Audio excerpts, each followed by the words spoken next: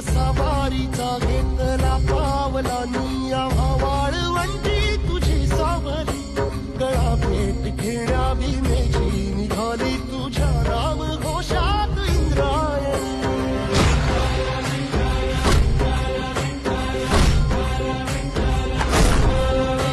भिडे आसमंती ध्वजा वैष्णवांची उभी पंढरी आज नारावली तुझे नाव ओठी तुझे रूप